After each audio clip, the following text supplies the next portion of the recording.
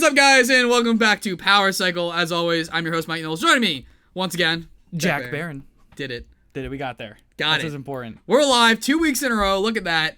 Dude, I know. I'm proud of us. I'm proud of us. We did it. We got it. We got there. Exactly. We said we would do it, and guess what? We did it. I'm just going to get all this information. That should be our motto. Said that we did it. We did it. Side note, we won't be going live next week, so I'll be at a convention. So 2 is all we got. We got 2. We're done. We'll be back in 2 weeks. Welcome to the season finale. Nope, don't say that. They'll take you seriously. Nope. If you guys are not watching live and you're watching either on YouTube or podcast services everywhere, don't forget the Power Cycle Live Gaming Show goes live every Sunday at 8 p.m. EST, except for next week at twitch.tv/TheMightyMike. All that info can be found in the description of your podcast services or the description of this video on YouTube. Bang. Yeah, there you go. That's, bang it all out. There you go. Bang it all out. Don't forget, guys, aside from all of our stuff we have on the docket, the last part of the docket, as always, is talking back with you guys, getting your opinions on all the news stories we go about through this week and getting your feedback, comments, or if you just want to ask us questions about other things we didn't talk about, that's also open to you, too. Yes, like The Wall we were just talking about. Talking about the great Matt Damon movie, whatever The Wall. movie, I don't even know what it's called. Is it called The Wall? I think it's called The Wall, yeah. I if anyone has seen it, let me know if it's good. I've yet to watch it. I remember seeing the original Shows movie, like the teaser trailers, where it's like, oh, okay, it's a movie about the Great Wall of China and monsters. The Mongols. No, but it was before they showed the monsters. The original trailers didn't show the monsters. Like I assume like they were like, it's like, oh, it's creepy in here and there's something really bad out there. And I'm like, oh, it's the Huns. Like, it's not actual monsters. They're demonizing that would make sense. The Huns of the right? And then the next show is like, dragon! And then it's like 5 minutes of like Matt Damon running across the bridge while there's like fire and stuff and goblins. The fact that he's in the movie is the best part. I guess the best part is why is he there? Random white guy and like, oh, it's a fantasy world. And it's like, is it though when you're on the Great Wall of China? Is it really a complete fantasy world, or are you just saying that because you wanted to cast a white dude? I know. It looked good. It was like one of the most expensive like Chinese movies I heard. Like it's like really like a big deal. I think it bombed though. Was it made by China? I want to say it was. But I could be very wrong. I think you're very wrong about that. I could be, but I don't know. It looks good. Well, this isn't the 3 years too late, but this isn't the Wall podcast, so we're not gonna look at it. This is the Power Cycle podcast, the live gaming show. Some would say the best live gaming show on the internet. Yeah, that's. I'll fight Greg Miller over that. And on the docket today, as always, the great docket over here to the side. No, other way. Yeah, that's how that works. There it is. We have Spyro's disc controversy, God of War saves story, what's with Fortnite, question mark, infighting in World of Warcraft, and of course, out this week, our segment where we go over the games that came out this week and give you our recommendation of what you should be playing of all those games. So, you ready to get into this? Anything else you want to talk about related to The Wall? No, not The Wall. I'm good. I'll have to go watch it and come back and let you guys know how it was.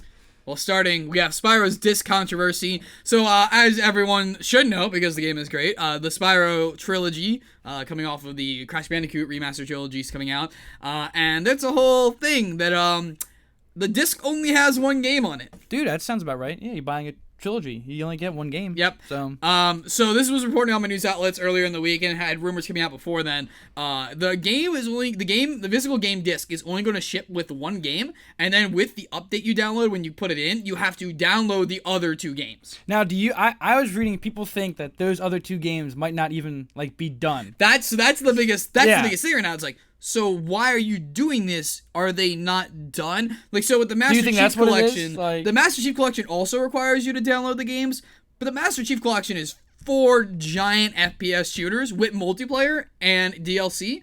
So like, it kind of made sense. I was saying, like, how big was the original Spyro? It must have been a few. Couldn't have been like it could have been. It's not like it's a remaster, so yeah. But I mean, it's not like it's going to go to like a 90 gigabyte game or something. So they rebuilt the entire game. It's not just a skin. That's interesting. So that's part of it. That's interesting. But yeah, that's the big worry. It's like, are these games not done?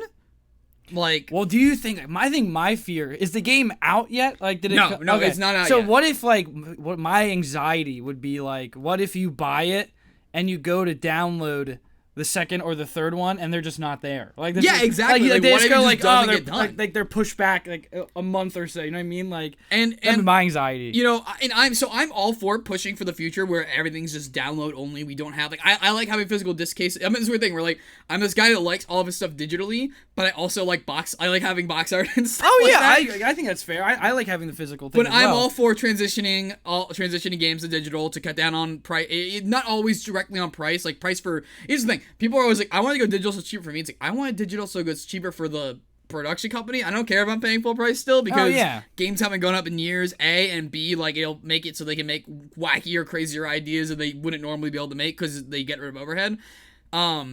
But because this is specifically a remaster of a classic console game, I could see there being a much wider audience of people who would get this game and don't pay for internet. Don't have these houses like, oh, I have an Xbox, I have a PlayStation, I just play single player games, I don't have a good internet connection, I don't have any of this, I just like playing single game experiences, or I like playing older games, and they'll be like, oh, I'll buy this to replay Spyro because I love playing Spyro, and they're like, oh, and I would say as well, like, I know people who own PS2s and stuff, and they play the old games, and they specifically, like you said, don't have access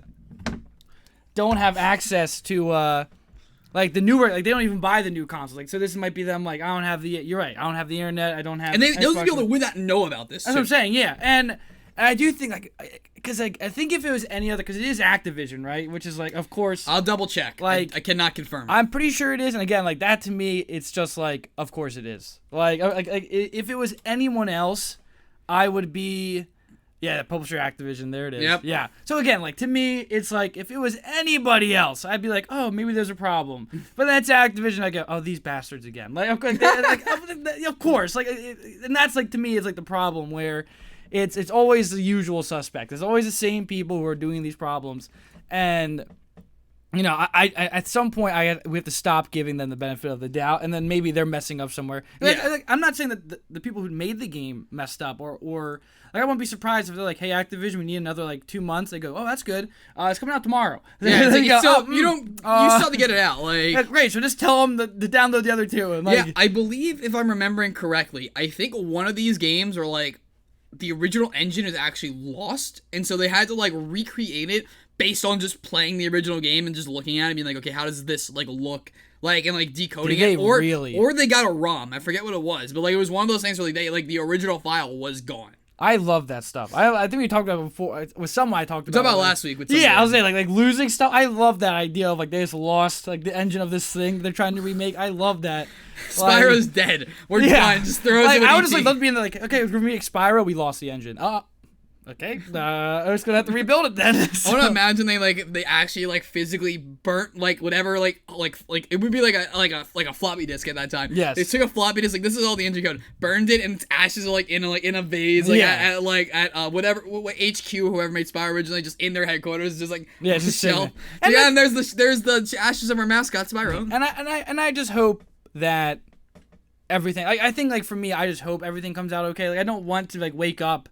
And of course, and have it be like, okay, the other games aren't ready yet, and yada yada. You know, that's not what you want, and you know, I don't think it will go there. I think it is just, I think Activision just being like, I'll just go download the other two because we want to put them on there. Like it might just be as simple as like laziness, and it's really might come down to. Yeah, so I wanna say it's laziness. I really do.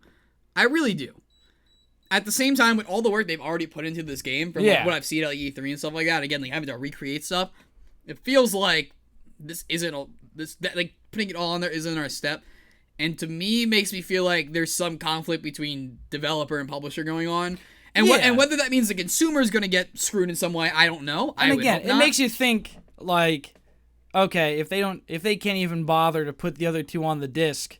Where else are corners getting cut? Like, exactly. Like that's what's like. There's no way that they make 3 incredible games and they just go, don't put them on there. Like it might be something like, okay, we're not putting the other two on there, and like maybe we'll put in 50% of the effort. Right. You know, to me it signals a bigger problem rather than like, oh, okay, they just don't want to do it. Like, okay, if they don't want to do that, what else aren't they doing? Like, what else aren't they fixing? Like that to me is like. Because the weird thing, they think from when I remember, I only see footage of the first game. I don't think I've seen footage from the other two games. It makes you wonder, like, hey, what about the third one? Yeah, it's done. Yeah, totally. And it's just like as like they're just typing back there. It's the original game. They're just like all where there's just like pieces of cardboard moving over it and stuff.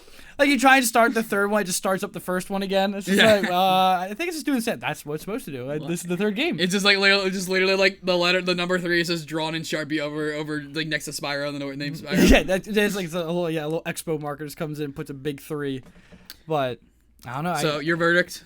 Again, if it was anybody else, like if it was anybody else, anyone was. Why does it have to be the same people? Like, and that's my thing. It's Activision, so I'm assuming something is going on that should not be going on. And are there going to be issues with the game? I hope not. God, I hope not. But I'm really excited for this one. But I think there is a possibility that at least not in the sense of like the games won't beat. I don't think that'd be a really big like right. But maybe something in the sense of like something's broken. Like maybe Spyro 1 looks incredible, and then 2 and 3 are a bit more like, and that could be something I see happening where the second and third one have a lesser quality. Like they put all the effort in the first one, and the other two kind of fell on the wayside. I could see that happening, and I think that's the worst. I'd be amazed if the other two aren't even like done. I'd be flabbergasted. I don't know. My gut tells me everything's gonna be okay. My ego as someone that bought Master Chief Collection day one. Same. That's and okay. It's still unplayable until like this next patch goes out. Apparently. I didn't even know that game was still relevant. Yeah, like, I didn't even know like. Apparently, from people who are beta testing the new patch fixes everything. And thus, I'll definitely go back and play it and read. Oh, thank goodness! I would love to pick up that 4-year-old game that I definitely did not lose. I want to play multiplayer for Halo 2 again. Like that's why I bought it. I remember buying it. Like I'm gonna play Halo 2 multiplayer, and then I just never did. Like also, I just had to keep it because I'm like, well, when Halo 6 is coming out, we'll literally just replay all the games leading up to 6. That's fair. That's So hopefully Spyro comes out and it's not a Master Chief Collection. But if it is, well, welcome to gaming today. Sometimes that's just part of it. There's a high and the lows, and this is might be one of the lows. All right, if you guys got opinions on that, we'll be asking you at the end of the show when we get the chats, questions, and comments. If you can't stick around to the end of the show, make sure to tweet at me at the Mighty Mike, and I'll make sure to read your comment and answer that question live at the end of the show, and you just come back and watch the archive. But moving on, Jack, your first story of the day. God of War saves single player. Tell me about this. Now, if you have not been following our podcast or gaming in general over the last couple of years, if you've been living under a rock, yes. So. If you are just getting into gaming, you might not even think about single player. What is this Fortnite the kids are talking about? Exactly. So, but we'll get to that later. Obviously, like for years, single player was like a big deal, and the multiplayer kind of came around. And then you had games like Sonic Adventure 2 Battle, which had the best of both worlds. We'll ever hear the end of that game from you. But look at the new Call of Duty, which is just multiplayer, and so the trend is a lot of multiplayer games, and people have been speculating that the single player genre is dying. And then enter God of War. So God of War made $131 million, which is a lot for a single-player game. Just digitally, by the way. Yes. That's not the physical sales. That is just digital. So it is on track to be the best-selling game of 2018. And they compared it to other games like Uncharted 4. I think there's a third, like another. Like, it was all the ones from this year. Yeah. From like the last year cycle. So it was like Uncharted 4 and.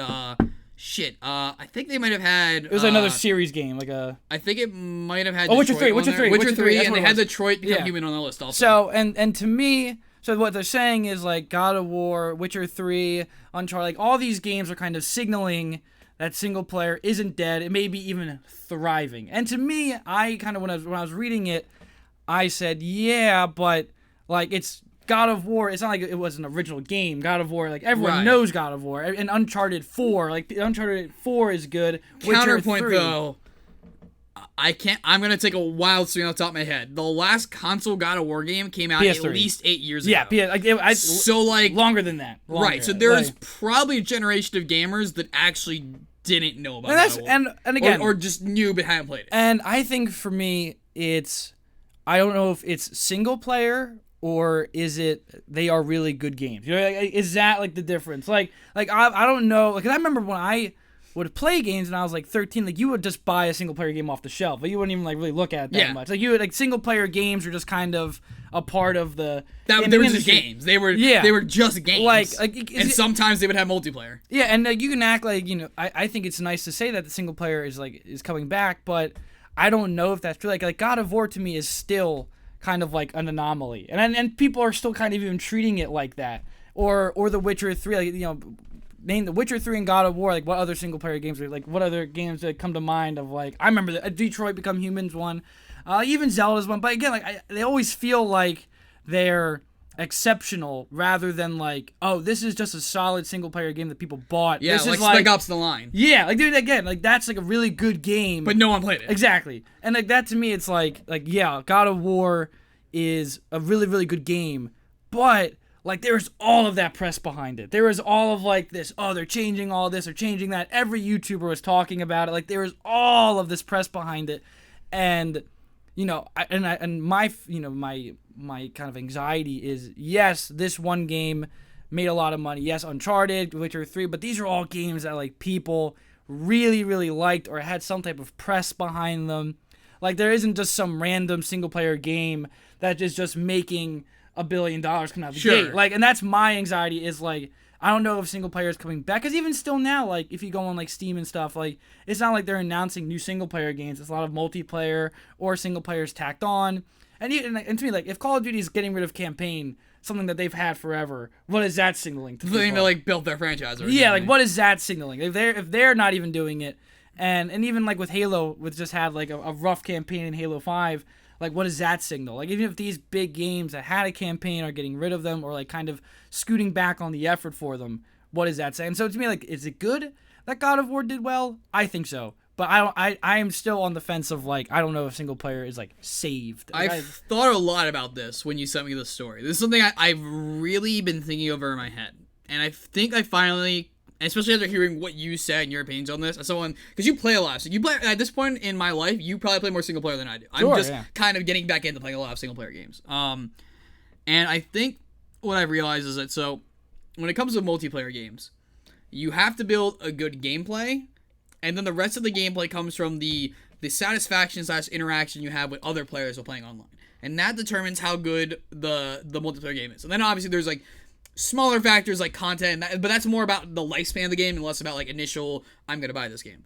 And with single player games, right, you can have all the things multiplayer has. You can have great gameplay. You can have stunning graphics and stuff like that. But those things thrive in multiplayer because you get to have the social interaction built in that isn't designed by the game. It's designed by the people you surround yourself with. And so to make up for that, you have to have good writing, you have to have good acting, because that's the social engagement your mind is getting when you're playing a single-player game.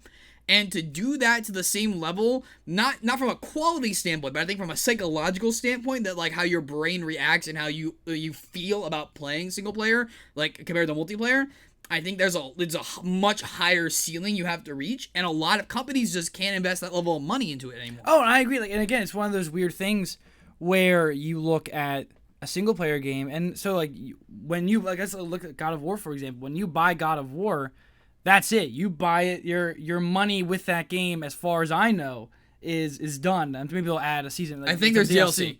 But again, like there's no like, okay, I'm going to go buy all these microtransactions. I'm going to go buy all this gear for my guy. It's, you know, here is the story. Now, granted, it's very good and it made that money back. But again, like you said, a company might have this great idea, and like for me, like the only reason that a game like a company like CD Projekt Red can make Cyberpunk is because they made The Witcher first. If there's no Witcher, there's no Cyberpunk. That just isn't how that works. There's another example I want to give, which is a game I really enjoyed playing, and I didn't get to play through the whole thing, but when I was playing, I did play a little bit. I really enjoyed playing it, and is a good example of my argument here, which is is it Days Gone? It's the one about the 2-player game in jail. Yeah, it's not I know what you mean though. It's not Days Gone, but I know the game. Is that? Anyway, A Way Out. Oh yeah. A Way Out is a great game. But if you remove the fact that you're playing with a friend, and let's say I was just playing with an AI as the other player. I don't know if you can do that, but let's say you could. You just play as an AI and you switch between the characters. That game becomes very mediocre. Not bad, but it's just very... It's the gimmick. Gameplay is... Yeah, the gimmick is what But it's not even a gimmick. It's just the social interaction feels more rewarding. The fact that you're doing this with a friend and getting some sort... Like I say, the social dynamic amps up the factors hitting your brain. Sure, yeah. That like gives you a reward system and a pleasure system in a way that just the regular gameplay doesn't. The regular gameplay is fine. The art is fine. The writing is fine. Like, I think it's actually great, but like you can't at least say it's bad. It's just on par. And again, I think another good point is when you're playing that single player game, and we talked about it before, is nowadays all of these multiplayer, it's not like, you know, Modern Warfare 2 where you played multiplayer, kind of like a casual thing. Like, it was like, okay, I play with my buds, you know. Now a lot of these games are almost competitive. So when you're choosing to play God of War for 10 hours, you're not playing Fortnite for 10 hours, you're not playing Siege for 10 hours, and those games, and the skill sets don't cross over in any way. Yeah, and those games are now like, they're not just like, oh, have fun. This is like, if you better get good at this. Like, you know, like if you're dying in the first I'm paying $20 an hour for this tutor. You better be good at this game. So like if you lose, like in Fortnite, a lot of people won't play with you. So there is that anxiety of like, if I'm not playing this game, A, my friends are playing it, so I'm not socializing, and B, like, now when I do start playing, I'm gonna suck, and so and again, you're sitting down playing God of War by yourself. There isn't that interaction. Maybe you're not even talking to your friends, depending on what you're doing, and you have to go, and not only that, they're long. Like sometimes they are long games. Like, and you have to kind of. I think The Witcher was like 80 hours for Witcher 3. That's what I'm saying. Like, you have to and like I've played like 80 hours on Siege, but that's like increments of like 20, 30 minutes, 40 minutes. I launched PUBG today. I have like 234 hours, but that's like days of like 30-minute sessions. And then maybe every now and again like a 2.5 hour session. But like God of War asks of you to sit down. It demands it. And play. Because you won't get through a game like The Witcher or Fallout playing 30 minutes. It takes you 30 minutes to get somewhere. Like, and that's the difference. Is like you're just like I've turned off games because I'll sit down. I bought Borderlands 2 and I sat down to play it and I was like, man, it's gonna take me like 4 hours to like get out of this beginning quest to get this thing started. Like, and I just viewed it as like all of this work to. And then I said that I was like, but my buddies are on Siege, and so like I'm gonna hop on. And that's the difference. It's how fast can a game give you that gratification? And Fortnite and Siege and other games will give it to you in 3 seconds. Like, you're in the game, go kill people. Whereas the story games kind of ask you to sit back, like a movie. Sit back, relax, we'll get there. And the hook has to be there. The hook has to be very strong. A lot of bait needs to be. And I've watched like the beginning of God of War. It's there. Like, it is a strong starting story. And but that's a lot of. That's the point. Like, there's a lot of like you have to be like this is what it took. Like the games you name: Witcher 3, Uncharted 4. And God of War, game we're talking about, God of War 4. Like, these games are AAA pinnacle developers on being dished out by the top publishers with the most investor money being thrown into it. And no, like and these games are just like not barely profitable but when you compare it to multiplayer games like Call of Duty and Fortnite and stuff like that. The profits are not even close. Yeah, and again, like maybe a company like Sony can look at God of War and say, well, we can do that. We can make a little quick buck off of that. But it is supplemented by these, like, they know that Call of Duty is going to make them in Sony's mind, they are funding God of War not because God of War is making the money, but because it's going to be so good as an exclusive that people will buy the platform and accrue more purchases through the platform. Yeah, it's not. They didn't look at God of War. They couldn't give a shit that it made. I mean, actually, this specifically because it made it digitally, they couldn't give a shit about because they get a large cut of this money. Yeah. But if we were saying it was 131 million for disc sales, they couldn't give a shit about the number in sales. They only would give a shit about the number of actual purchases. Yeah, and that's like the weird part is like is it good that these games are being made? Like, I'm glad God of War got made. Like, I'm happy that that's like this a good game was made. But there also is like that. Like, I don't want people to be like, okay, now single player's back. When in reality, I don't. It very much is not. I just don't think it ever went anywhere. I just think companies have been diverting resources into different projects, and that's less about people wanting to make things and more about what the investors are willing to give them.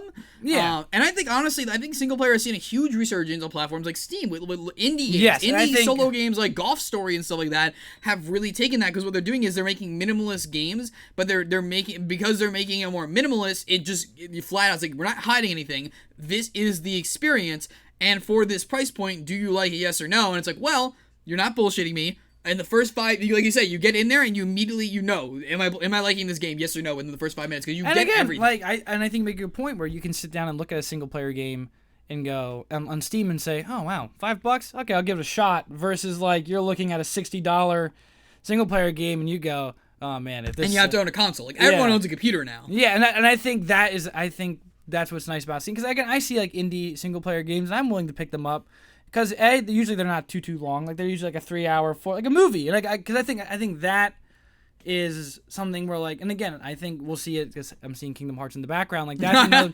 80 hours like that's a game like I think a lot of people have no problem throwing time into because it's building off of this other stuff. And also because it's Kingdom Hearts and literally has like every IP people know about in a game, so like people who don't even play it will be like, I like Disney. Yeah, and I think that's, again, take my money. It's when I start seeing these other single-player games that aren't, these well-known games, and they start doing well, that's when I'll be like, okay, maybe we're seeing this big resurgence. But as of right now, it's just like, it's not movie, but games that I'm like, we expect that to kind of, hopefully that happens with because if it doesn't happen with them. I would hope. Yeah, because if it doesn't happen with them, it's definitely not coming back. But the fact that they're still kind of staying alive, it's a good sign, I think.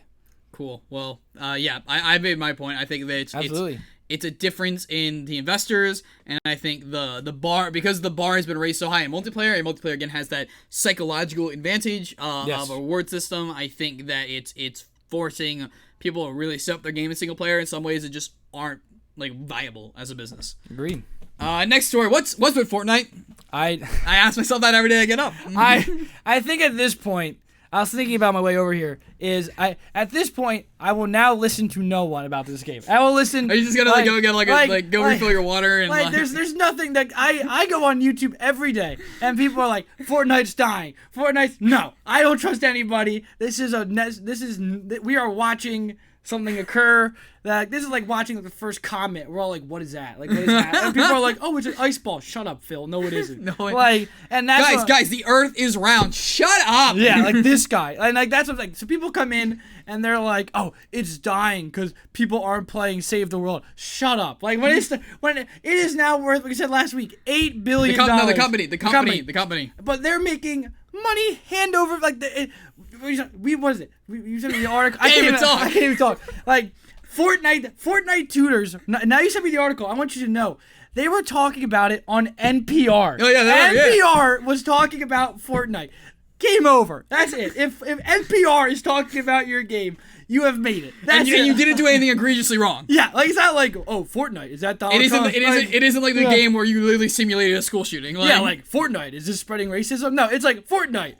What about it? It's just like I had to turn off the radio. Fortnite, we needed to put it in the tags for this upload. Like I had to turn off the radio. I was like, I cannot believe that Fortnite is on NPR. And they're talking about you didn't listen to it? Like no, they're talking about like the tutors for it. I was like, what? Well, Jack, our first news story today. Live? I know. This is like a compilation of quick Fortnite stories. First of all, is that people are getting tutors to teach their kids Fortnite. These people are getting paid between like $20 and $50 from what they were able to find. I would guess the higher end ones are probably actually like $80 an hour. But these are people that have like MLG, like are actually MLG gamers in some way. People are just teaching their kids. Some of the parents are having the tutors teach them at the same time. But this is a good point. Like, and they mentioned it in the article is like a parent mentioned their kid has like anxiety because they are not good at it.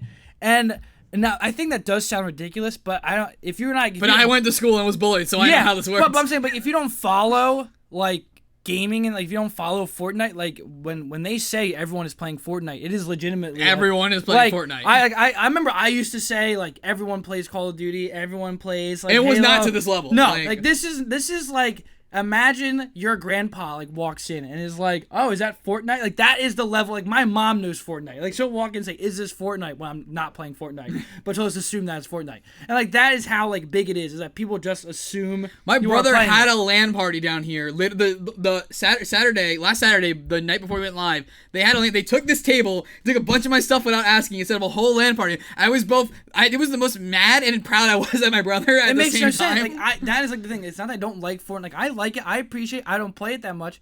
But like it is like you cannot look at it and be like I love going like YouTube comments and people are like, this game's just for casuals. Shut up. Like if you cannot roast this game at this point. Like it is just too big.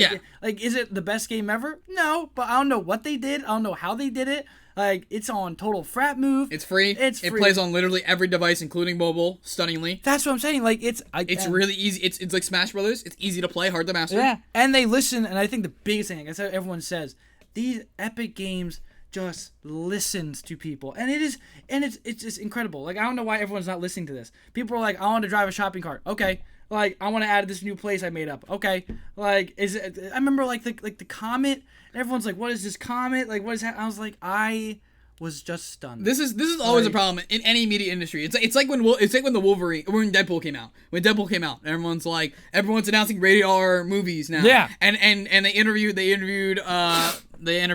Ryan Reynolds and like you're like, oh, do you think this is really gonna change the industry? People aren't afraid to make R-rated movies. And he's like, no, they just think that they throw a bunch of swear words and like really out there shock stuff that people are gonna go buy tickets when that's not the point of the movie at all. Yeah, like again, I think it's a perfect example of Deadpool was popular not because it was a rated R superhero movie. Because they just did what they wanted to do and they thought it was a good product. It was a passion project. It took the character and they did what they wanted to do with it. And like that's what you see with Fortnite. Fortnite is a like I don't know if it's a love letter. Like I don't know how even to describe it.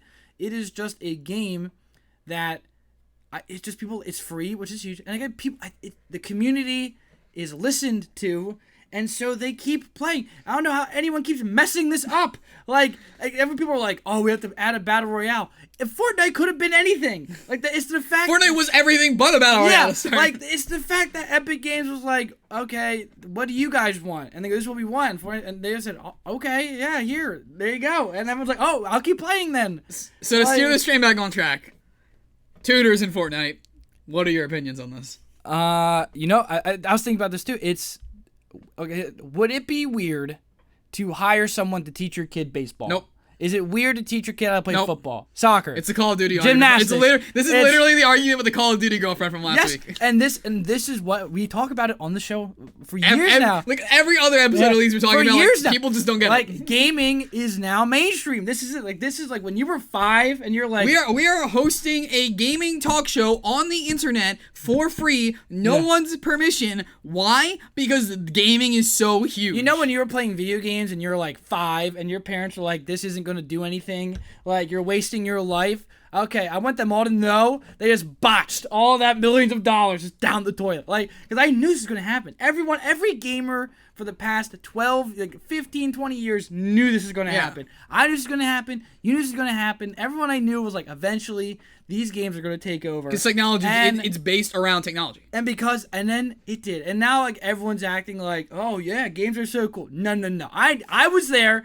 Every one of us was there. It's like every Autism Awareness Month where I see everyone from my high school, like, raising money. I'm like, that's funny. Where was that? Where was that care for kids who were autistic when you were bullying the shit out of me in high school? Yeah, that's what I'm saying. It's like the same thing. People are like, I love Fortnite. Like, oh, dude, Pokemon Go. Dude, I love Pokemon. It's like, no, you don't. Yeah, like, no, you don't. Name one gym leader that isn't Brock. That's what I'm saying. Like, even with superheroes are the same thing. I remember, like, and I don't care. Like, I'm not one of those, I'm not like a gatekeeper who's like, you can't like this because you like it. But it's like, don't act like you've been a giant fan of it. Just be up straight. It's like, oh wow, I really like this now. Like, yeah, I agree. There's nothing wrong. I'm glad that people like this stuff. Because there are those people that are like, no, you didn't like it, so you can't like it now. Yeah, like it's fun that like I see people playing Fortnite, or like now that I play video. Like I remember I played video games when I was like 10, 11.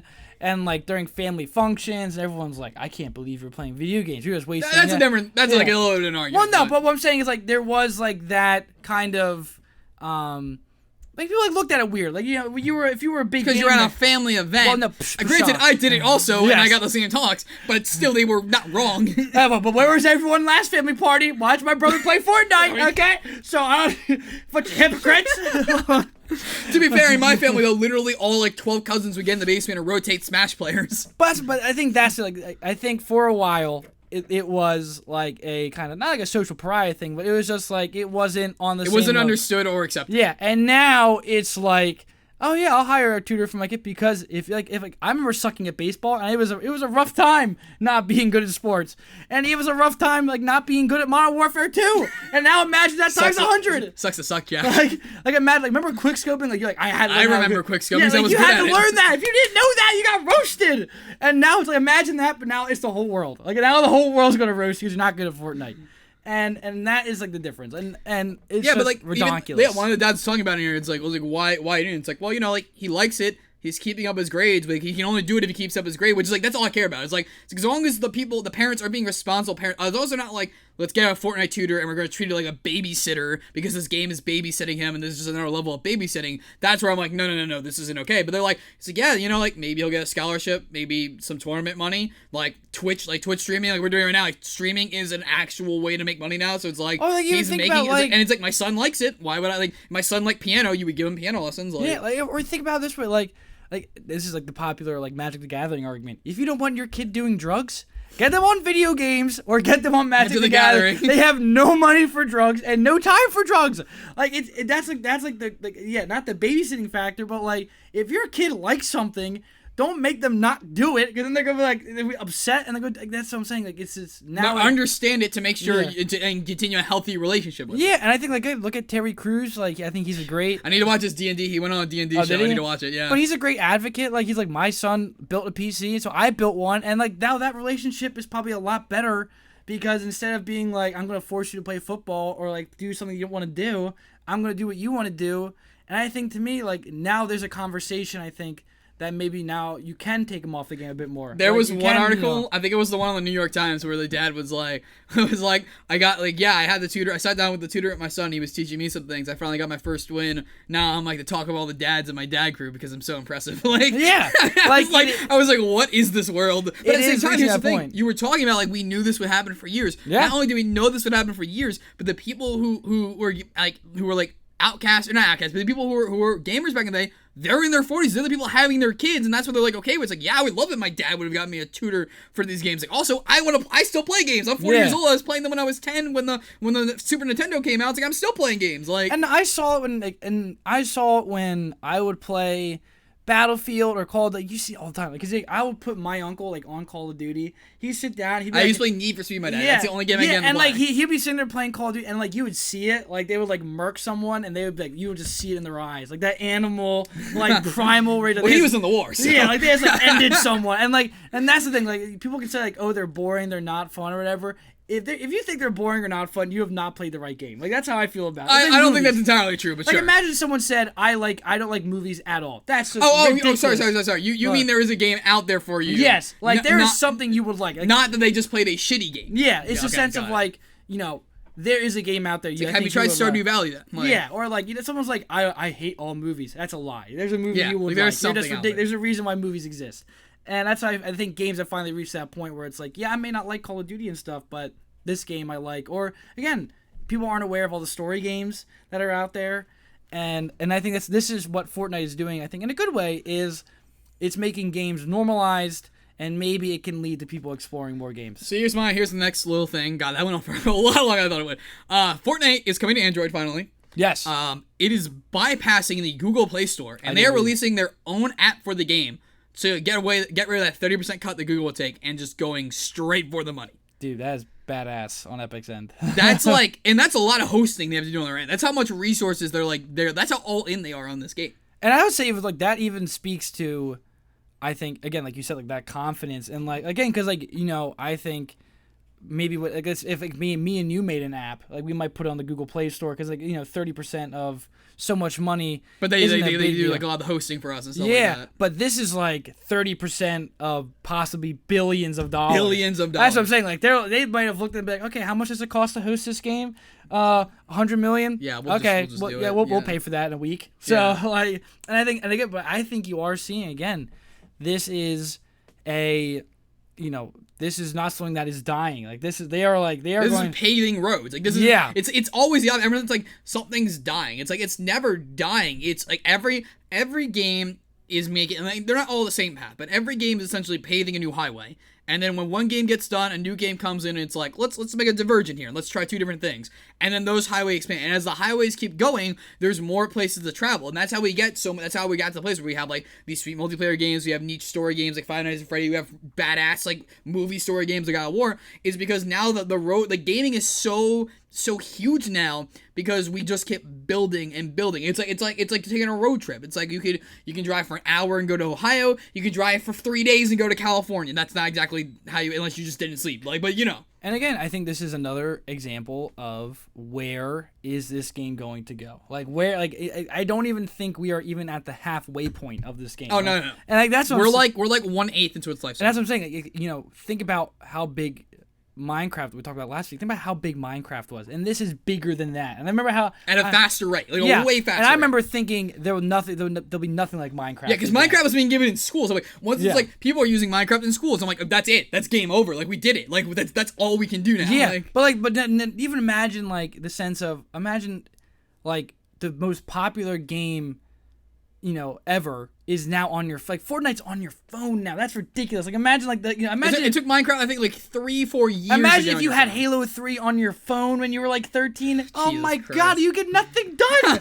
And that's like the world you live in now. It's on your computer, so you get off your computer, you're on the bus playing Fortnite, you're in class playing You're Fortnite. Literally at work and like in our jobs, like I'll hit export on a video if I wanted to. I can just pull out Fortnite on my phone and play Fortnite for the 10 minutes while it's exporting. And that is like the ridiculousness of this. It's like not even like this is not only a lesson in like video games, this is a lesson in like mass media. Like this, because what happens when you put something on every single device, and like and you can't get away from it. And then that to me is, and then not only that, they're all connected. So that's like that. So now before your friend who you couldn't play video games with, you go, oh man, we can't play games with. You don't have an Xbox. I have a smartphone. I have Fortnite. Yeah. Bang! And now you're playing Fortnite. Now you both buy the battle, and that is, I think, this key lesson that I think what people take away from Fortnite is, maybe you don't have a huge revenue growth. That doesn't matter if everyone is playing it. If everyone gives $10, you just made all your money. First episode of the podcast, like when we were talking about like opinions on gaming, like I call it like it's the second episode of the podcast. I gave my whole thing where it's like, hey, listen, the future of gaming is not consoles. The future of gaming is subscription services through servers, and then you play it on your TV or your phone or on a monitor. And this is just gonna push publishers, or not publishers, but game developers to be like, should we really support the Xbox? Should we support the PS4? Or should we support an open market like Android, and just push everything? And I agree. Right to consumers? And it's I think it also puts this emphasis on if your product is good enough, you don't need everybody else. Epic Games does not. Everyone needs Fortnite. Fortnite does not need anyone else. No. And it puts Xbox's online revenue skyrocketed because of their cut of battle pass. And that's what I'm saying. Like it, now Fortnite is in kind of, and I think that's a position that not many game developers have been in, where they don't need like the big guys. Like they now have the marketing, because when they go like, we don't want Fortnite on PS4. PS4 go, okay. There's a side note I also want to know that when publishers have been here in the past, I feel from my perspective, they have milked the opportunity for as much money as possible from the companies instead of using that power to change the company's way of operation to give it a better customer experience, thus making customers want to spend more money. And honestly, I think that is what Fortnite is doing. Unlocking your for at least Xbox and Switch and phone, being able to just unlock all your stuff across all the devices. Yeah, and I think that's this again. I remember reading multiple articles of like what is the future industry of like just people in general. Like what will be the key selling point for products, and it's customer service. That's what people are saying. Like that's what anyone says. It's because now we're at a point where anyone... community engagement. It's actually it's twofold. And it's because now we're at a point where anyone can make a good product. Like anyone can make something that does the job. The question is if that thing breaks or whatever, Billy Mays here. Yeah, it's now because I get how many companies do you call? And it's automated. Like I tried calling a bank, and like don't get me started talking to Comcast. As I'm saying, like it's ever. But imagine if a company came out and you called them, they're like, "Hi, Michael. Yeah, we'll help you out," and you just go, "Oh." Yes. Like, okay, I will happily work with you now. Like, because it is such a relief. And I think that is Fortnite in the sense of it's free. And anything, I had no problem spending money on a battle pass. Because I trusted it. I knew I'd get something good out of it. And I didn't feel like I was being gypped. And I haven't heard that word in forever. And you go on the Fortnite subreddit, and you see all these people posting ideas. And then those ideas are in the game. And you just got it. And that is the difference. And I think that, to me, is why we are still on this wild ride that is Fortnite. And I am both excited and horrified to see like where this is going to go. 'Cause I know I'm going to wake up with like Fortnite will be the new currency of the world. Like I don't know what's going to happen. It's like Disney World. Like who knows? Like it's ridiculous. Okay. Last story of the day, Jack. Your last story. World of Warcraft. It's still a thing. I did not know that. So I've never really played World of Warcraft. But now the new expansion is not out. This is like the pre-part of it. So this is like the pre-patch. Yeah. Stuff. This is all like the hype. It's all the hype. So the marketing and stuff. Yeah. So this is Battle for Azeroth, which is a thing I thought would have happened years ago, but has not. I'm just looking at something. Keep talking. Yeah. Sorry, I'm not ignoring you. So what's happening is they release some of this like hype footage, like the story content, and I'm going to botch all of these names. But in like the home of the Night Elves, which is this giant tree, think Avatar. Like the movie, after the Blue People movie, they live in a giant tree. Think that. So that was like destroyed by the Horde, and the Horde are a big faction in World of Warcraft. And a big focus of the Horde is like this honor system. You wouldn't just slaughter innocent people, and so all the players knew this place is going to be destroyed. And the big kind of question was, who is the one that destroyed it? What happened? And it turns out the Horde did it. They killed all these people. And all of the players were like, what the hell? Like, this is redonkulous. This is stupid. And people like were actually on like subreddits like, stop playing the game, cancel your subscription. Like, this story is bad. Like, this is like a really big deal. And then Blizzard just released a new video featuring like a very popular Horde character kind of. It's the war chief. The war chief. I guess It's the person who's held responsible for the action. Okay. And he's taking off his armor, kind of like out of this move of solidarity, of like, this is not what we stand for. And now all of these players are also taking off their shoulder pads. And I see people like, they had like all these different threads of people on the Alliance, which is their enemy, being like, I won't fight anyone who is not wearing their shoulder pads.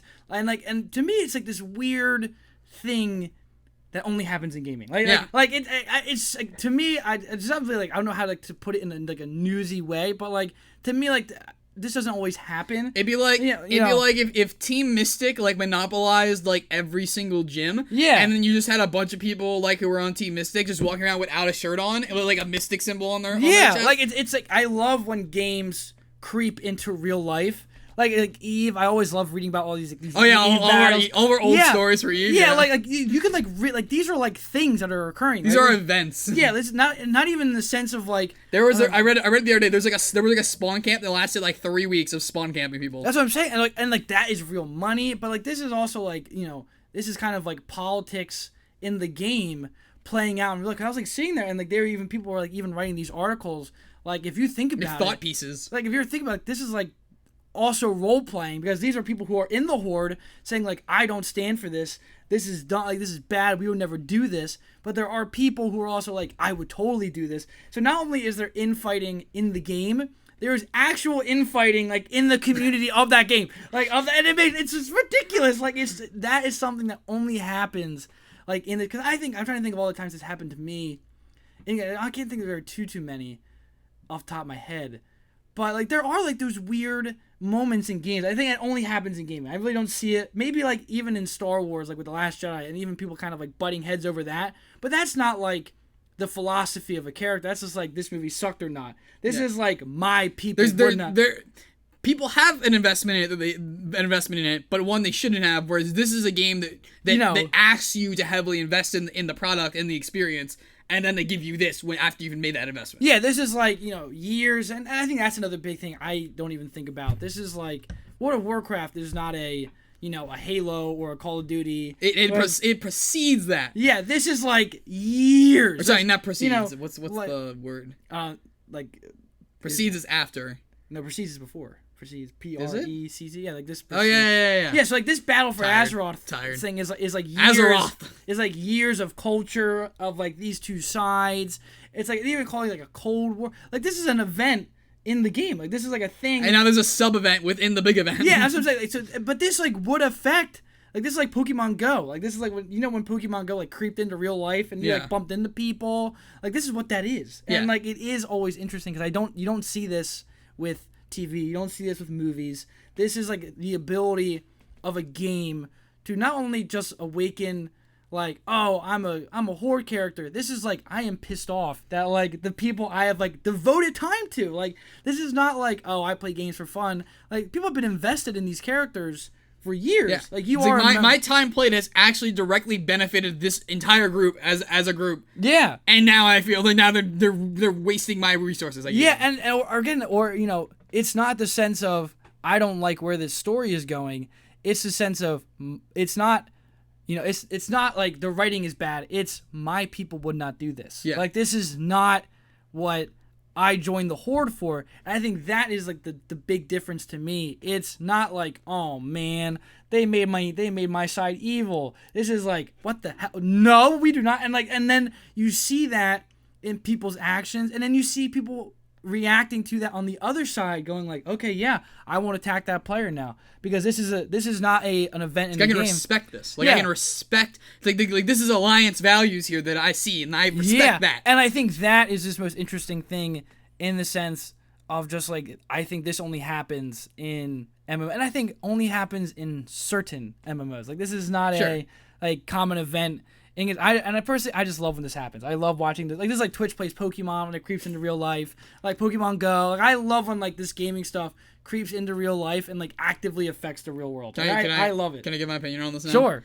This is the coolest. This is not, it's awesome. I would say it's the coolest thing. That's the wrong word. But this is one of the most interesting things. It's fascinating. I have ever got to witness. This is like literally a culture war going on within a like literally this is like in the way time, like, because let's face it, when it comes to technology and the internet, time passes. Like 10 years in technology is different than 10 years of like regular civilization. Like it is hard to kind of like, and I hope we're communicating it. Like it is a big deal to these people, and it's hard to communicate like in the sense. And we don't personally have an investment in it. We don't play World of Warcraft. Yeah, so imagine how like we're looking at it. Imagine being in it. I couldn't fathom. Like, and this isn't like, oh, this is entertaining. Like sips my tea. This is like, I have respect for what is happening. You know when we saw like Aqua was a bad person in like the new Kingdom Hearts trailer. Like imagine that. Or for the real gamers out there. But that must be like when we saw. We saw Beyond Good and Evil too. Yeah. But imagine that. But it's been like years. Like I understand Beyond Good, you've been waiting for it, but it's not like you've been actively engaged. But we didn't know she was bad. Yeah. Like, and that's what I'm saying. Like imagine like that. But this is like, but again, like it's in the context of like this war that you are in the middle of. And like, So anyway, so what I find this so interesting because MMOs in general have always been such an interesting case study of human habit and human behavior because that's what the entire game is built upon. It's a massive multiplayer online game, The story is whatever, like they have to design a world you're into, but once you're in there, you stay for what you perceive the world to be, not what's directly given to you. And so, and they mentioned a lot of the articles I was reading when you sent this to me, is that like players understand that like this is their one chance they feel like to really directly affect a world where normally they are participants of. They're a rider on the this actions ride. Are going on around them. And it's like we are on this roller coaster. And now the roller coaster went from doing a bunch of loops to being like, oh, we're gonna spin you clockwise going straight up. But it's like we didn't sign up for this. Like that that isn't what this ride is. Let's change, like let's turn this ride around. Like, and again, I think it's something cool to note is these people went from, so like even Blizzard did a good job of like, okay, the Horde killed all these people, and everyone was like, oh, like... Here's my question. So, hold on. Sorry to interrupt you. Sure. So, from what I read, did this trailer come out a week after the other one? Yeah. So, this is So, was this planned? Or, like, not that they wanted this reaction, but, like, so was... Because, in my mind, I don't know how they make a trailer that fast. So, in my mind, they released this trailer, and they kind of are like... It's supposed to be, like...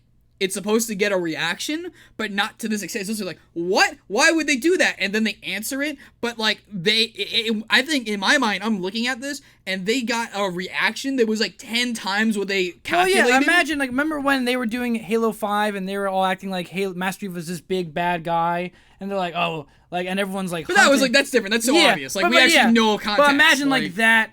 But like it's like, well done. Like that's what I'm saying. So this is like Blizzard released this, and they're like, okay, the Horde killed all these people because they're bad, and everyone's like, oh, like screw you. And Blizzard has to be loving this right now. This is this is what these people get off on. They're like, oh yeah, there's gonna be a gut reaction, then we're gonna have this trailer, and then it's gonna be like a little more they're gonna have to go through the story mode, being a little more philosophical about what you're doing in this campaign. And now you're just got people being like literally like protesting their war chief in the game. They're like this is great. The playtime has never been higher. Like that's what I'm saying. But because I remember I watched, and the DLC isn't even out yet. By the way, the DLC is not even. Yeah, this is all leading up to like the battle. Like this is like this is all leading up. Like to there's that. no new content. People are literally going into the game to directly to directly try to influence something that hasn't even started yet. Yeah, and I think that's what's crazy is in the sense of like they released this and they had this gut reaction, and again like what Blizzard did. Blizzard was like we know people might get upset at this, and then I watched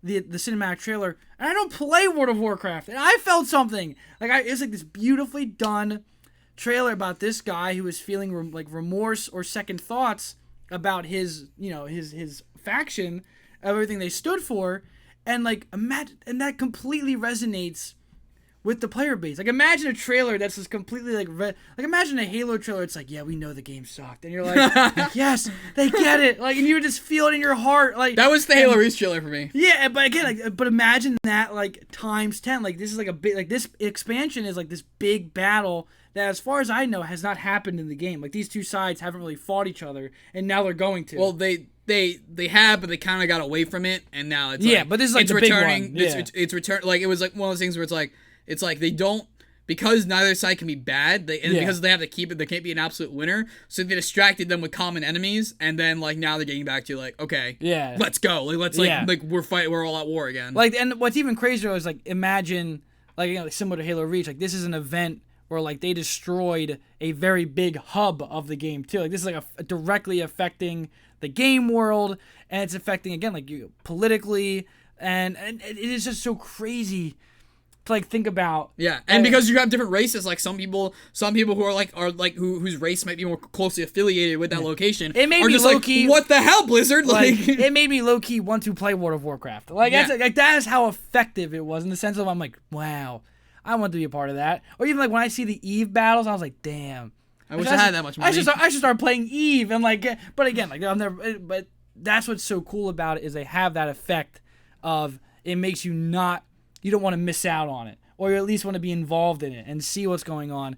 And that's why I felt. I was like looking into this, and I was like, do you know what? Like this is actually fairly interesting. Like this is a, and especially even today, like it's just so interesting to see like. I don't know how to describe it. To see politics kind of come into an MMO and actually see people react to it in a way that isn't like, oh, this is a cool story. This is like, no, fuck you. This is not what I stand for. Yeah, it's not even like I don't like this. I don't like this. Complain online. Tweet to people. It's like, no, this is our responsibility to make this right. And like also let's remake The Last Jedi. And like also important to note the way they're protesting. It's not like Blizzard gave them the option to protest. Like they found the way. Yeah, they're like, what if we do like we're going to do let's agree to do this thing. Yeah, like there is a way in the game where you can like hide armor piece. Like it's remove it from my understanding from just playing a few MMOs in the day, like and just trying them out. Normally you wouldn't want to remove the armor piece because it gets rid of the stats. But there's a way you can visually hide it and still have the stats equipped. So it's like, hey, you're not actually giving anything up. This is symbolic with no repercussions. As opposed to it's like it just makes we're gonna take things off, but now we're weaker and we're trying to still play the game. So why would we? It just makes the gear invisible to you can't see it. It's like the way it's actually supposed to be for is like. I really like the aesthetic of this armor, but it's like level 3 armor, and I need level 10 to do this raid. Well, you can attach the attributes of the level 10 armor to the level 3's visual components, and then use that. And again, I think that is the difference. It's not the sense of... It's not like Blizzard showed this clip and was like, oh, and you can now protest. If you want to. You can here's an option to protest. It is someone said, that guy took off his shoulder pads. I'm going to take off mine. And other people were like, yeah. Good idea. We're all going to do that. And it doesn't affect the game. It doesn't, there's no, bonus for you. You don't pop up as a protester. It's like... They just care that much. Yeah, you're just acknowledged in the game world by other people. Who know about it. Yeah, and that's... There are going to be people who just have no idea what's going on. And I think, again, that's the weird part. Not the weird part, but, the interesting part is it isn't the game telling you to do that. It is people choosing to do that. So cool. And feeling the... think about it in reality, it's you wouldn't do this normally. You would only do this if you're emotionally involved in it. Yeah, or invested in some way. Yeah, and that's what I'm saying. It's not like they're just doing it for fun. There is this emotional investment in I want to make sure the world knows I do not support what my faction is doing. And I think that's the interesting part. It's not just we're doing it for fun. It is no, we do not stand for this. This is not what we're doing, and I'm going to signal that to the world that I do not stand for this. Of my own volition, not in the sense of the game offering me to do that, is I am doing it because I want to. And I think that is just... Well, I love gaming, dude. It's one of those cool moments where it's awesome. I can't wait. Yeah. I can't wait to revisit this story in 2 weeks to see if anything has cropped up from this. Either on the Blizzard side or because there's another there's the other faction you directly are no, you fuck you. This is what we stand for. Absolutely. Yeah. And they're like why are you doing this? And I would definitely maybe there was literally one guy who was yeah, burn everything down. Yeah. Let's go. That's why I played this game as the Horde. Yeah, and I think that's what's interesting. I'm definitely interested to see if Blizzard messes around with it.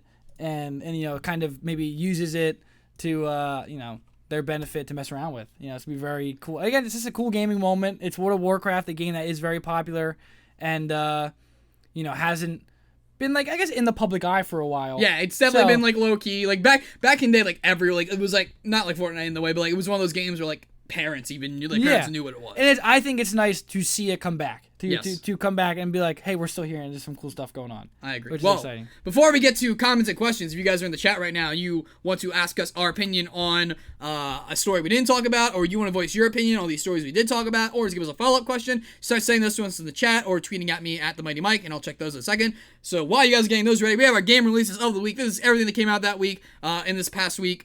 So last Sunday up till today, and we are going to go over them. Now, For PC games, just a reminder for all you guys that are new, we only look at PC games that have a user rating or a Metacritic rating, and then if there's a bunch of like random ass indie games on marketplaces like PS4. You can't go through all of them. Yeah, same thing for those, because sometimes PS4 marketplace becomes a Steam marketplace every other week, and it's like, what is this? So we're gonna be going through all those and giving you our recommendations of what you guys should be playing out of this list. So first for Switch, we have The Inner World, Flat Heroes, Guns, Gore, and Cannoli 2, Salt and Sanctuary, Coda Princess EX, and Titan Quest. On Xbox One, we have Super Dungeon Tactics. On PS4, we have Touhou Sky Arena, Matsuri, Climax, and Chasm. No releases on the PC that are notable this past week. And on multi-platform, so multiple consoles and or PC this week, South Park The Fractured But Whole, Bring the Crunch DLC, 1979 Revolution, Black Friday, Castaway Paradise, and The Sims 4 Cats and Dogs. Another classic Sims expansion pack. Another classic Sims expansion classic pack. EA. So, Jack, why don't you... Let me start with you this week. Sure. Why don't you talk about your choice for a game for this week? I chose Guns, Gore, and Cannoli 2. I have not played the first one, but it has popped up on my recommended on Steam multiple times. But this is the PC version, but it just came out on Switch. And I don't know if you are a fan of the Metal Slug series. I've played it. I wouldn't say I'm a fan. It's not a bad game, just not for me. I love love Metal Slug. I played it all the time at Chuck E. Cheese. I had it on my PSP. I love Metal Slug. I played it all the time at Chuck E. Cheese. Yeah, I loved it, and I was watching this. I wasn't sure what it was, because again, I think it does have like that cheesy indie cover. So I was kind of like, I don't really want to look. It looks really smooth though. Like, yeah. The gameplay looks really smooth. And so I was watching the trailer, and it is very funny. You can't hear the audio now, but it is very funny. It has very good humor in it, just from what I was seeing in the trailer. And it's what the difference is from the first one is the first one was just local co-op, so it's just like whatever you had around you. But it should also have online co-op. I think it'll pop up in the trailer saying online. It should. And which is fun. Like Metal Slug online multiplayer right down here. Okay, yeah. So I say like Metal Slug is very fun, and that's just like an old version of this style of game. This is like imagined with updated. It's sleek, much smoother than Metal Slug. And it's the 40s. I love the 40s. It's the 40s gangsters. Ah, you see? Yeah, and that's what they sound like. Like it is very like funny in that way. It's very like over the top action humor. And it's Metal Slug. I love Metal Slug, and so it's a very fun game to play with your buds. It's Metal Slug. I like Metal Slug. I love Metal Slug. I do. It's awesome. Chucky, bring me the metal. You just go in the Chuck E. Cheese, you're like kid that puts a corner, like I got next. I don't think it's there anymore. It was there when I was like really young. So I would imagine it's not. Okay, my recommendation for game of the week that you should play is Castaway Paradise, the town building sim. This is kind of like, I haven't played it either, but this is a game I think I actually may buy after like watching a bunch of this. It's kind of like a Stardew Valley meets God, I can't say anything, Animal Crossing sort of game, but it also feels like it has a little bit of a Sims element from what I can say. Like right there, like you're actually building bridges and you're deciding like the way the town actually looks, as opposed to like you do things and it triggers unlocks that are already pre-programmed in the game. It feels like you have a little bit more of like that Sims customality mixed with Animal Crossing. It looks pretty fun. They like the art style and everything. Yeah, it definitely feels like an Animal Crossing clone just from like watching this trailer. But I watched a few gameplay videos and it actually brings a few like unique elements to the storytelling. Like I said, like these land masses are a little bit more unique than the Animal Crossings ones always felt like. And again, you have that ability to actually like physically morph the town and the terrain and a bit. Free DLC. Yes, and free DLC. God. So, beautiful. Yes, originally released on PC in 2015. So I'm sure all the DLC is coming with it on its new console release. And that should be sweet for all you guys out there that are interested in playing that. Dude, I think those are two solid games. I think they are. I think they're on like different ends of the spectrum too, which is nice. Yes. They're not just both like two shooter games. Like So we're going to move into chats, questions, and comments. So you guys are watching right now or listening and tabbed out, please put any questions or your own comments on these stories in the chat. Or again, there's a story we didn't talk about. You want a quick opinion on it? Say it in the chat real quick. I'm gonna check Twitter, see if there's anything like that. Jack, anything interesting you want to talk about, like The Wall maybe or something while we're doing this? I'm telling you, you should watch that movie. I'm actually seeing Mission Impossible tonight with my mom. I've heard really good things. Dude, I see it. Like Mission Impossible is my guilty pleasure. I don't give a shit about Mission Impossible. I feel like it's gonna make me love it even more. I love Mission Impossible. Like, it's one of those things where like I don't like talk about that much, but I bought like spy gear. Like when you were a kid. Yeah, like, yeah. I bought all of them. All of them. Like I loved Mission Impossible that much. Like, Here's the thing. I bought Spy Gear, but I bought it because of Spy Kids. Oh, really? That's probably true. But I remember I would watch Mission Impossible 1 as a kid, and I just like was totally in love with it. And I watched the 4th and the 5th one like last month because like to catch up for this one. Yeah.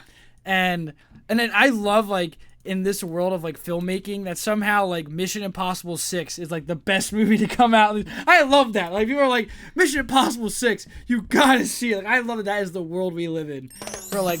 Sorry. We're like the 6th entry of the Mission Impossible series is still like some like I was reading the Wikipedia for it. They said it might be like one of the best action movies like ever. Yeah, like according to what I've been reading, the cinematography and the action is like literally top notch. Yeah, I saw the last one and someone described it as like a very well-paced action movie, and I think that's the perfect description. Like they all are incredibly paced. Like it's just very, very fun. And this one's 2.5 hours. I know, right? Like that's it better be good. Like that's long for an action movie. That's like Pirates of the Caribbean 3 was like 2.5 hours long, and that's a long movie. Yeah. So. All right, well, looks like we don't have any questions for us this week, so we're going to move into my favorite segment, which we didn't carry over from the first live show, but we will be carrying over the podcast, for my best friend Jack here. Jack, guess how many days are left to the release of Kingdom Hearts 3? Oh, you piece of shit. Coming out in January, right? Is it higher than 100?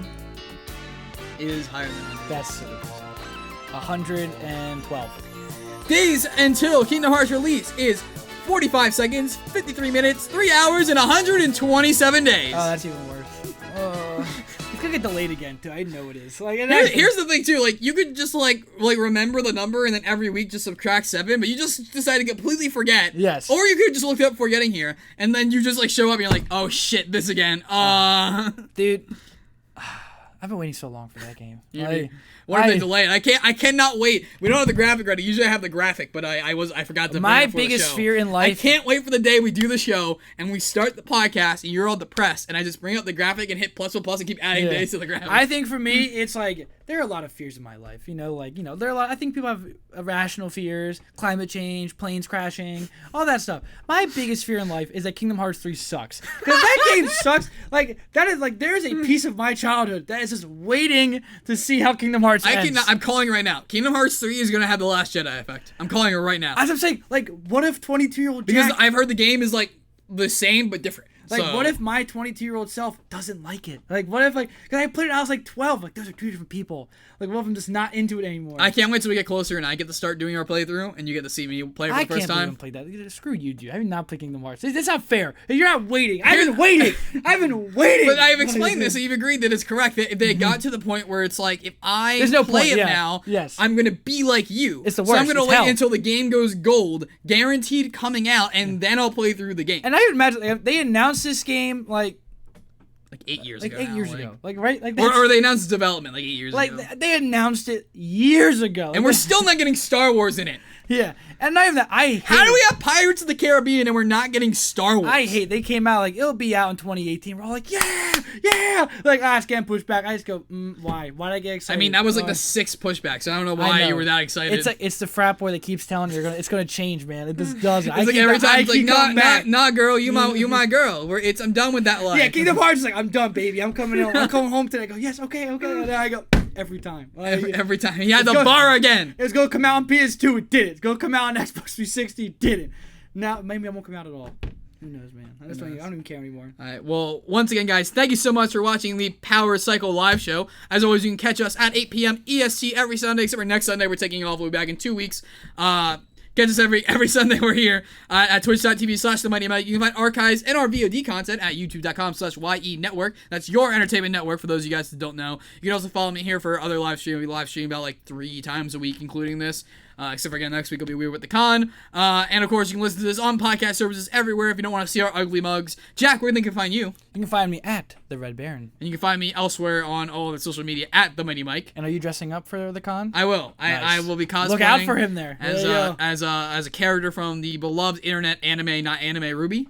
And Brett is confirmed, I think, as One Punch Man. Is Brett? Oh my god. Maybe he'll do a Twitch IRL stream. I think he did confirm he's going to shave his head for it. So this might be a thing. Oh, I'm excited. I think it'd be very worth it. I'm excited. But... I'm only going to do it for one day, probably.